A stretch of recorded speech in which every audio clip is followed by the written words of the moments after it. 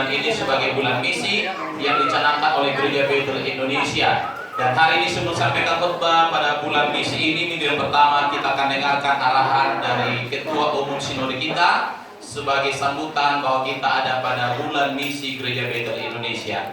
Tolong diputar selain sambutan Ketua Umum kita, ya.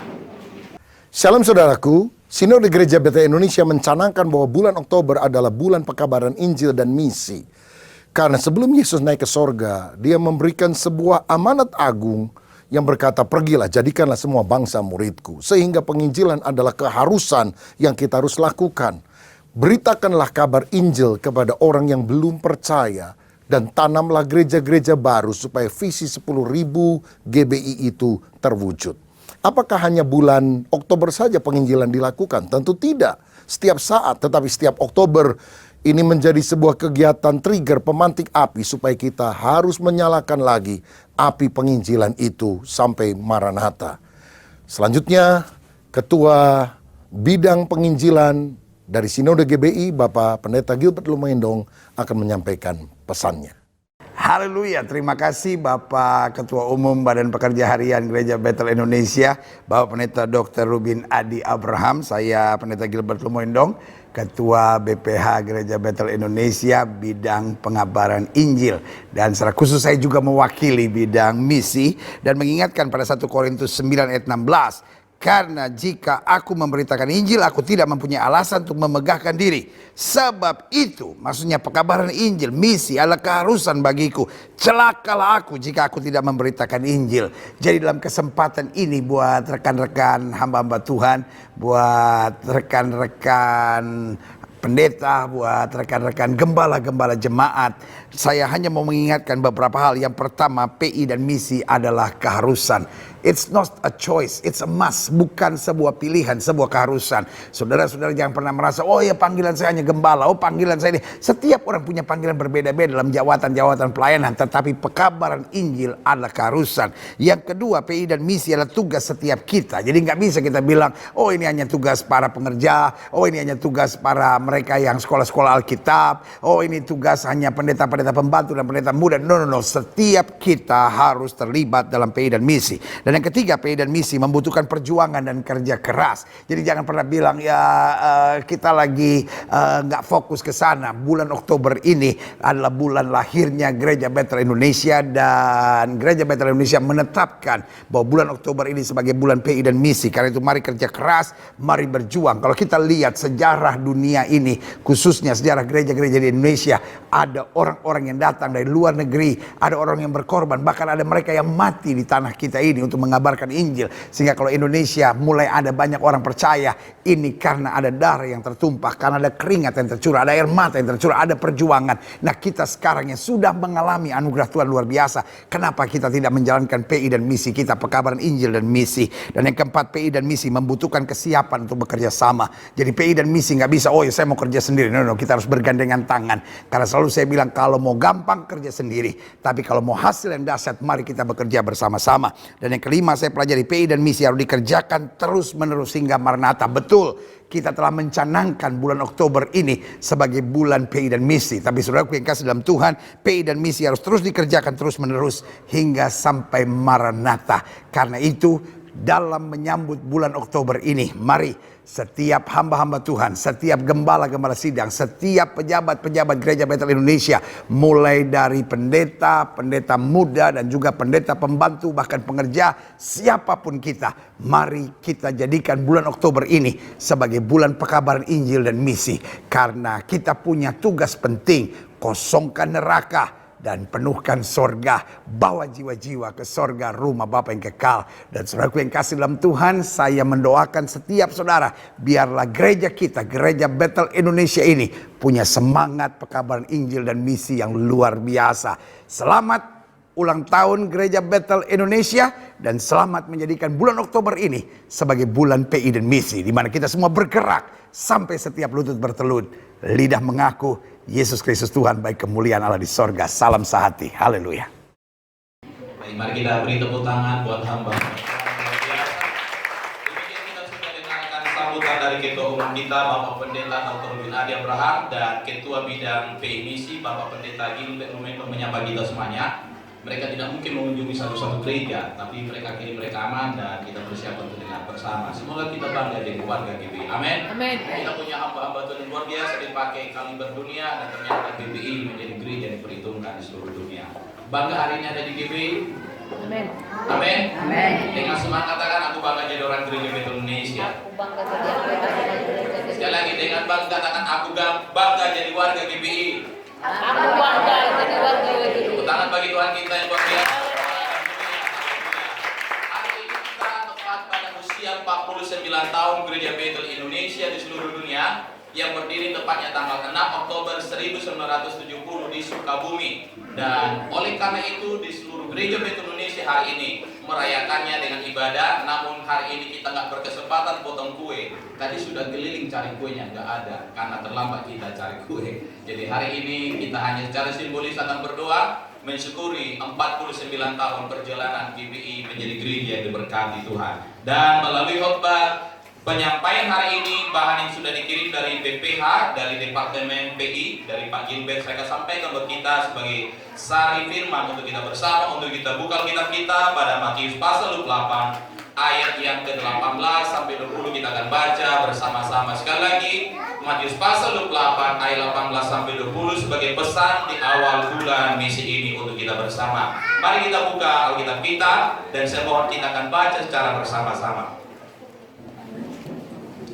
Matius pasal 28 ayat 18 sampai 20. Pada hitungan yang ketiga kita akan baca secara serentak. Bapak Ibu perhatikan Alkitab masing-masing, dan yang tidak bawa Alkitab tolong lihat slide depan dan mari kita ikuti kebenaran firman Tuhan. 1, 2, 3 ya.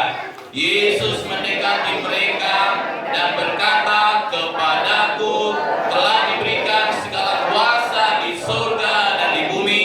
Karena itu pergilah, jadikanlah semua bangsa muridku, dan baptislah mereka dalam nama Bapa, Anak, dan Roh Kudus, dan ajarlah mereka melakukan segala sesuatu yang telah kuperintahkan kepadamu. Dan ketahuilah, menyertai kamu senantiasa sampai pada akhir zaman. Katakan amin. Amin. Bapak Ibu Saudara sekalian, dari ayat pembacaan ini hari ini di minggu yang pertama ini, khotbah yang akan kita dengarkan bersama diberi judul menjadi jemaat yang misioner. Sekali lagi, menjadi jemaat misioner. Kata misioner berarti kita menjadi orang-orang yang menyadari hidup kita ini adalah utusan Kristus tengah dunia ini. Utusan Kristus tengah pekerjaan kita, utusan Kristus tengah keluarga kita. Jadi tidak ada yang kebetulan. Rumah tanggamu tidak kebetulan, usaha yang kau rintis tidak kebetulan, tempat kau tinggal, masyarakat di mana kau berada tidak kebetulan, kota di mana kita tinggal melayani tidak kebetulan, pelayanan GBI di tempat ini juga hadir tidak kebetulan. Semuanya untuk memenuhi maksud misi Allah bagi kita bersama-sama dan pribadi-pribadi. Boleh katakan amin. Untuk itulah Yesus melakukan sebuah pendekatan kepada kita masing-masing. Ayat ini diawali dengan sebuah kalimat, Yesus mendekati mereka. Kata mendekati itu berarti Allah ingin menaruh hatinya kepada kita. Allah ingin menaruh hatinya kepada gerejanya. Allah ingin menaruh hatinya kepada pribadi-pribadinya, supaya kita sebagai orang-orang yang didekatinya mengerti hatinya. Dan hati Kristus adalah hati misi. Sebagaimana Kristus hadir di dunia ini adalah sebagai misioner, utusan Bapa surgawi. Demikianlah hati seperti itu harusnya kita tangkap dan kita miliki. Dimanapun kita berada, di lingkungan pekerjaan, tanggung jawab apapun, kita harus sadari kita nggak lebih daripada orang-orang yang berlaku sebagai utusan misionernya Kristus. Katakan amin. Untuk itu saudara-saudara yang terkasih, hari ini kita boleh bersama-sama perhatikan bahwa ini adalah sebuah amanat yang agung. Ini adalah sebuah Great Commission yang tidak mudah dipahami. Tetapi ketika kita memiliki beban yang besar, setiap kita akan dipakai Allah untuk membawa orang datang kepada Tuhan. Saya bersyukur melihat pertumbuhan pelayanan tempat ini. Ada pertambahan jiwa-jiwa, ada kemajuan dalam pelayanan. Saya percaya itu bukan pekerjaan kita, itu pekerjaan Allah yang dinyatakan melalui kita bersama-sama. Katakan amin. Kita nggak ada apa-apanya, pendeta Yesus tidak ada apa-apanya, tapi karena ini pekerjaan Allah. Allah mendekati kita melalui Yesus Kristus menyapa kita. Lalu kita respon masing-masing. Kita memberi diri menjadi pelayan, kita memberi diri menjadi jemaat yang rajin dan tekun beribadah, berdoa, mendukung. Akhirnya kita akan menggenapi maksud Allah, rencana Allah di pelayanan ini, bahwa banyak jiwa akan dimenangkan bagi Tuhan. Banyak orang akan datang kepada Allah melalui pelayanan yang kecil ini menjadi pelayanan besar besar satu kali. Ingat, kita masih punya mimpi untuk pelayanan kita. Kita sedang bermimpi untuk gedung gereja yang lebih besar, yang kapasitas untuk orang lebih banyak lagi. Karena kita tahu itu tentang Tuhan dan bukan tentang kita. Boleh katakan amin? Ini bukan tentang pendeta Yusuf yang akan tersohor di kota ini tentang Kristus yang akan memakai kita semuanya. Satu kali mungkin tidak saya yang akan melanjutkannya. Ada hamba itu lebih hebat, lebih dahsyat, tapi pekerjaan dan kerjaannya harus makin dibesarkan dan ditinggikan. Saudara-saudara, mari perhatikan bersama kalimat tadi, bahwa ayat yang tertulis pada Matius 8 ayat 18 sampai 20 adalah perintah. Kata perintah berarti adalah sesuatu yang mutlak kita perhatikan. Kata perintah adalah sesuatu yang harus kita cermati dengan baik, dan kita yakini dalam perintah Yesus ini tidak ada yang keliru, tidak ada kerugian, tidak akan ada sebuah kemalangan untuk mengerjakannya. Malah kalau kita memperhatikannya dan kita terima dengan baik di hati kita, ketika Yesus mendekati kita dan memberi perintah itu lalu kita pergi, yang ada di sana disediakan ayat yang luar biasa adalah bahwa aku akan menyertaimu sampai kepada kesudahan zaman. Itu berarti dalam perintah ini terkandung berkat Allah, dalam perintah ini terkandung kuasa Tuhan, dalam perintah ini terkandung penyertaan Allah bagi mereka yang menangkap hatinya Tuhan menjadi orang-orang yang berhati misi di tengah perjalanan tengah dunia ini. Namun hari ini kita perlu mencermati dengan baik bahwa memang ada banyak orang-orang yang tidak menghiraukan, yang tidak menganggap bahwa perintah ini penting. Kenapa banyak orang punya alasan tidak pergi melakukan amanat agung, tidak suka memberitakan Injil, tidak senang bersaksi, tidak suka memperkatakan kebenaran Tuhan. Ada hal yang salah dalam hidupnya, dan hari ini baik saya akan bagi kita pertama. Ada prioritas yang salah dalam kehidupan orang Kristus sehingga dia tidak mau pergi melakukan misi Kristus. Alasannya tidak pergi melakukan amanat agung, ada prioritas yang salah dalam dirimu. Pertanyaannya sekarang, apakah prioritas yang utama? Apakah yang menjadi prioritas dalam rumah tanggamu, dalam usahamu, dalam bisnismu, dalam pelayananmu? Apa yang menjadi prioritas yang terpenting dari semua yang kau kerjakan? Pencapaiankah? Kekayaankah? Kesuksesankah? Keterkenalankah? Pengakuan orang banyakkah? Atau terdapatnya atau dimenangkannya, diselamatkannya jiwa-jiwa melalui karya pekerjaanmu? Itukah yang menjadi prioritas? Kembali kepada perenungan kita hari ini.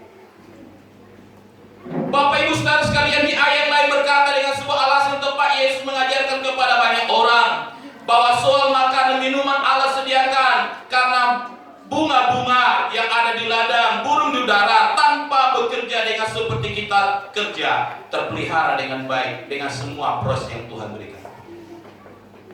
Tapi mereka tidak diperuntukkan untuk menggenapi misi Kristus, keselamatan manusia berdosa, mengosongkan neraka, kata Pak Gilbert, memenuhi surga. Beban itu ada di hati yang bernama manusia, di hatimu dan di hatiku. Sebab itu pertanyaan sekali lagi, apa yang menjadi prioritas dalam hatimu? Prioritas yang salah membuat kita tidak pernah memiliki hati Kristus. Prioritas yang salah membuat kita tidak pernah pergi memenangkan jiwa. Prioritas yang salah membuat kita selalu hitung-hitungan untuk melayani Tuhan. Prioritas yang salah membuat kita selalu banyak pertimbangan terlibat dalam pelayanan, karena kita pikiran kita harus dapatkan dalam makan, minum, dapat uang ini segala macam. Prioritas kita hanya pengakuan secara manusia, padahal besok itu nggak berarti ketika kita menghadap Tuhan di kerjaan. Saudara-saudara, yang kedua, kenapa banyak orang tidak pergi melakukan amanat agung? Alasan yang kedua adalah karena sikap yang apatis. Sikap apatis itu adalah sikap bakalan enggak memahami atau tidak mengerti bahwa itu akan menghasilkan apa-apa. Tidak mau tahu, apatis itu tidak mau tahu, cuek. Tidak berpikir itu sesuatu yang bermanfaat, dibiarkan saja. Saudara-saudara, pemberitaan Injil menjadi orang-orang yang memiliki hati Kristus, berhati misi, melakukan amanat agung, harusnya terkerjakan oleh kita. Kalau kita boleh mengabaikan, jangan sampai di hati kita ada sikap yang apatis terhadap amanat agung ini. Amin. Setiap saat adalah kesempatan kita untuk melakukan Great Commission tadi, amanat agung tadi, supaya kiranya hati Kristus itu berkembang, bertumbuh, berkobar-kobar di hati kita, dan dengan itulah akan bawa kita kepada masuk-masuk mulianya. Siapa yang mengerjakannya, kata kitab tadi, mendapatkan penyertaan Allah sampai kepada kesudahan zaman. Berarti sampai anak keturunan dipelihara orang-orang yang suka pemberitaan Injil, yang suka memenangkan jiwa bagi Tuhan. Anak keturunan dijamin Allah dengan cara-cara yang ajaib dan luar biasa. Anak-anak mereka akan perkasa di muka bumi. Boleh katakan amin, saudara. Lalu yang ketiga, mengapa banyak orang tidak melakukan amanat agung? Yang ketiga, rasa takut ditolak, takut tidak diakui, takut nanti direndahkan diri artinya takut diolok-olok. Rasa takut kita membuat kita nggak mau bergerak, tidak mau memiliki hati Kristus, tidak mau menyampaikannya, tidak melakukan pemberitaan untuk memenangkan orang bagi Kristus karena terlalu takut. Sedangkan rasa takut terhadap kematian di neraka nggak karena kita pikirkan, tapi rasa takut terhadap penilaian orang begitu besar di hati dan pikiran kita. Satu sisi kita ini kalah banyak dari orang-orang yang menganut ajaran-ajaran salah seperti ISIS. Mereka sangat radikal, keberaniannya luar biasa karena mereka punya pemahaman dengan melakukannya mereka akan masuk surga dengan bersih mereka. Kita kalah selangkah dengan agama-agama yang lainnya. Contoh saja sebuah sekte yang sudah diakui di negara kita, Saksi Jehovah yang bukan Kristen, tapi mereka radikal karena mereka memiliki sebuah pemahaman kalau melakukannya mereka dapat upah. Lalu kenapa kita yang sudah punya kepastian Kristus tidak radikal terhadap itu? Kenapa kita masih lebih banyak bercokol soal urusan-urusan kemanusiaan kita saja setiap hari? Kita sibuk soal bagaimana menyelesaikan tugas kita secara pekerjaan, dan memang itu penting, tapi kalau itu menjadi fokus utama kita, rasa takut kita terhadap kerugian-kerugian secara materi akan menghalangi kita membayangkan rasa takut terhadap neraka yang sudah menjadi ancaman bagi banyak orang saudara sahabat kita yang sedang antri ke sana tanpa ada yang membawa mereka kepada Kristus. Lalu yang keempat, alasan tidak pergi melakukan amanat agung adalah menganggap semua agama sama. Ini paling fatal. Kalau sampai orang Kristen berkata, udahlah samanya semua itu. Saya masih sering kali risih mendengar ketika ada sebuah acara duka, lalu ada orang Kristen, mungkin itu sentua, mungkin itu adalah orang yang dianggap penting di sebuah pengumuman, lalu ngomong berkata begini, setahu saya katanya semua agama sama. Jadi nggak apa-apa lah, Tuhan pasti bawa dia ke surga dengan caranya sendiri. Itu adalah sebuah pemahaman yang keliru. Ketika dalam pemahaman kita nggak pinang bahwa hanya Yesus juru selamat, bahwa di bawah kolong lagi ini tidak ada nama lain yang boleh kita diselamatkan, dan itu nggak pinang hati mendengar baik-baik, engkau sendiri pun tidak mempercayai Tuhan sebagai juru selamat. Dan engkau tidak akan suka memberitakan keselamatan dalam nama Yesus. Kenapa? Karena anggapanmu samanya semua agama. Kalau akhirnya pemahaman kita samanya semua agama, buat apa mati-matian kita percaya Yesus? Sia-sialah kematian yang di kayu salib jika kita menganggap semua agama sama. Harusnya kita yakin hanya satu agama yang memperkenalkan keselamatan. Harus radikal loh. Hanya satu agama yang memperkenalkan keselamatan yang oleh kita diselamatkan, namanya agama Kristen. Tapi nggak perlu berikan tahu ke orang lain. Oh, cukup dalam pemahaman radikal kita. Gak usah ajak dibawa orang lain. Dalam pemahaman harus pinang. Aku percaya hanya kekristenan yang mengajarkan Yesus juru selamat. Titik. Gak ada keselamatan lain. Amin. Kalau tidak demikian, kita tidak akan bergairah dalam kekristenan kita. Kita tidak akan pernah punya niat, punya kerinduan mengajak orang lain yang belum percaya Yesus itu datang kepada Dia. Kita tidak akan mau terlibat dalam amanat agung karena kita tahu semua agama sama. Hari ini mari kita pahami bahwa memang semua agama sama dalam normatifnya, tapi hanya satu agama yang memperkenalkan keselamatan dalam Yesus, namanya kekristenan sejati. Yang kedua, bagaimana mengatasi rintangan supaya kita tidak pergi melakukan amanat agung? Apa yang harus kita pahami hari ini? Kita akan lihat kebenaran firman Tuhan dalam Lukas 19 ayat 10. Mari buka kitab Bapak Ibu, saya akan bacakan buat kita bersama. Lukas pasal 19 ayat 10, bahwa kita harus mengatasi rintangan tidak suka melakukan amanat agung, tapi akhirnya kita suka dengan kita baca bersama pada Lukas 19 ayat 10. Demikian kebenaran firman Tuhan buat kita bersama. Lukas 19 ayat yang ke-10. Sebab anak manusia datang untuk mencari dan menyelamatkan yang hilang. Perhatikan, supaya kita suka untuk melakukan amanat agung, yang pertama, teladanilah Yesus, tirulah Yesus, lihatlah cara Dia hidup. 33,5 tahun kurang lebih Dia ada dalam dunia ini bersama dengan manusia yang lainnya sejamannya. Yang dilakukannya adalah melakukan usaha mencari orang-orang yang terhilang belum selamat supaya menemukan keselamatan dalam Yesus Kristus.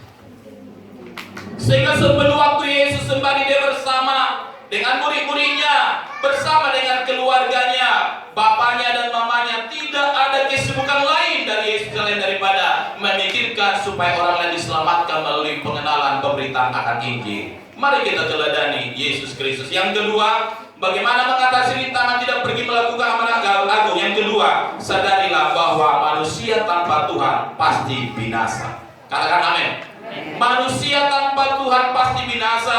Demikianlah Yohanes 14 ayat 6 berkata, mari kita lihat kebenaran firman Tuhan Yohanes pasal 14 ayat yang ke-6, dan kita perhatikan kutipan Alkitab Yohanes pasal 14 ayat yang ke-6.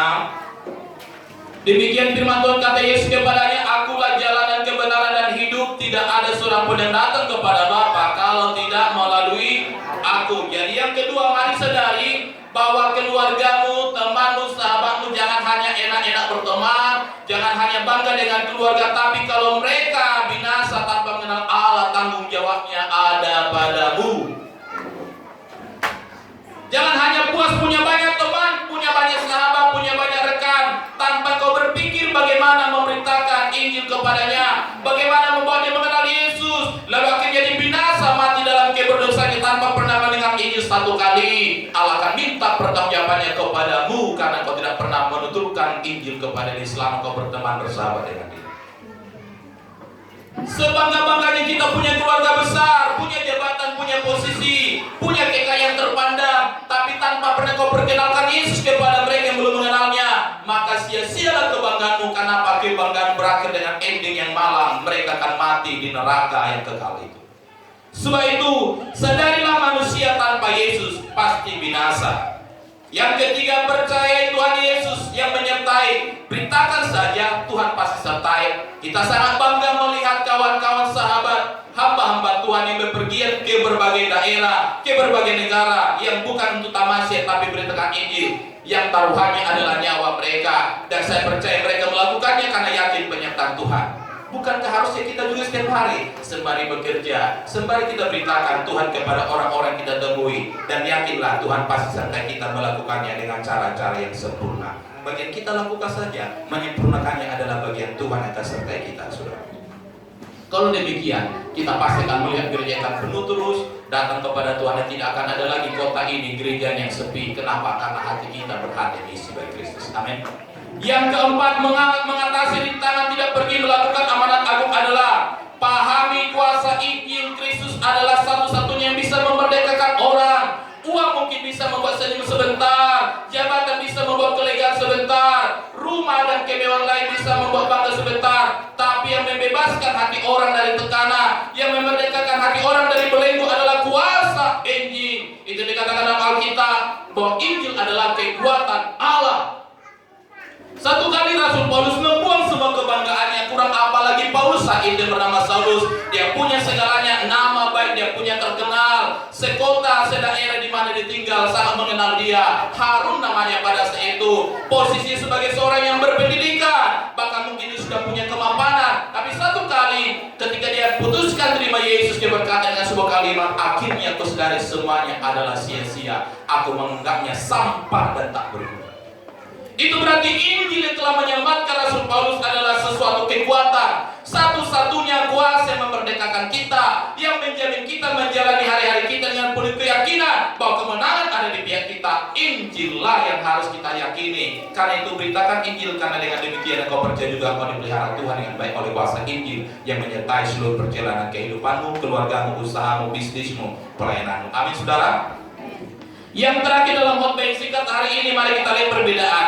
Apa bedanya antara agama dengan Injil? Jadi jangan hanya sekedar beragama, tapi hidupilah Injil Kristus. Yang pertama, bahwa agama itu hanya usaha. Agama itu hanya inisiatif manusia supaya kelihatan baik, kelihatan elok, kelihatan bijaksana, kelihatan saleh, kelihatan, tapi hatinya belum tentu. Itulah anjuran agama. Tapi Injil yang diberitakan agama Kristen adalah inisiatifnya Allah sendiri mencari manusia, lalu membuat kita lahir baru, dan oleh kuasa Roh Kudus mengubah semuanya sehingga yang tampak dalam mata orang akan terpancar dari hati kita, dan nyata dalam kualitas perbuatan kita, nyata dalam tanggung jawab kita. Jadi orang yang memberitakan Injil, yang menghidupi Injil, nampak dalam kualitas daripada semua tanggung jawabnya. Bapak Ibu saudara sekalian, jangan katakan percaya Injil kalau sifat dan cara kita menanggapi usaha dan pekerjaan kita sama dengan dunia. Kita jadi pemalas, kita suka pengangguran, kita nggak kreatif, kita hanya menunggu, nggak menciptakan ide-ide, kita tidak terlalu ingin menjadi orang maksimal, kita mau biasa-biasa saja. Injil tidak mau mengupayakan begitu. Injil jadikan orang jadi orang-orang hebat di tangan. Injil, kuasa Injil itu bisa mengubah orang yang tidak punya apa-apa menjadi sesuatu, mengubah yang tidak punya harapan apa-apa menjadi penuh dengan harapan. Injil membuat kita berkeyakinan bahwa apa yang tidak mungkin menjadi mungkin. Kenapa? Karena Injil menembus segala batas dan ruang untuk melihat kemungkinan yang dikerjakan Allah dalam kehidupan kita. Jadi orang percaya Injil itu adalah orang yang selalu optimis. Katakan amin. Katakan orang yang percaya Injil adalah orang yang optimis.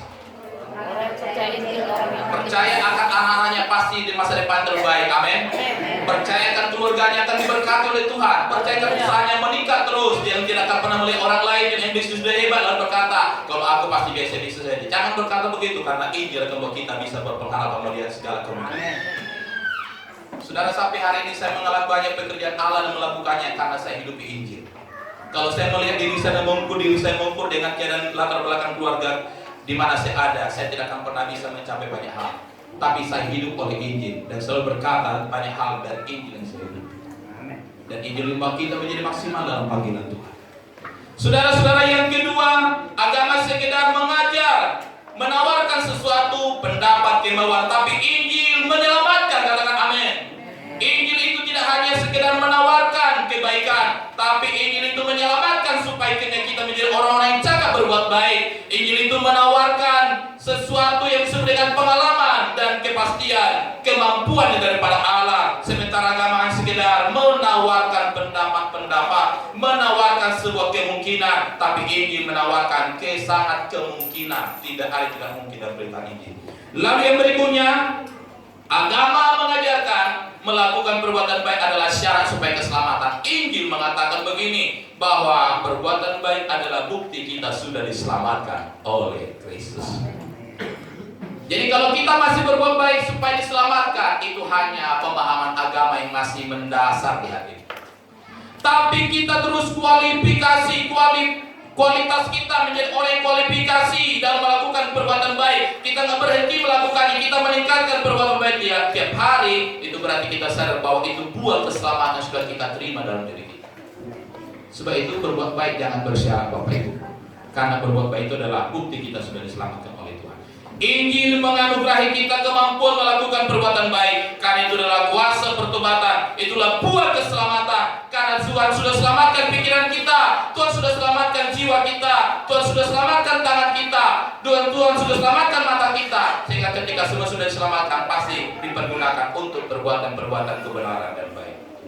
Yang terakhir, agama mengajarkan memberi sebuah kemungkinan mudah-mudahan selamat, tapi Injil memberi kepastian bahwa dalam Yesus ada keselamatan yang tidak perlu diragukan. Katakan amin. Agama berkata mudah-mudahan, tapi Injil berkata satu kepastian bahwa sekali percaya Yesus, keselamatan menjadi milik kita sekali untuk selama-lamanya. Amin. Tuhan berkati kita, mari kita berdiri bersama.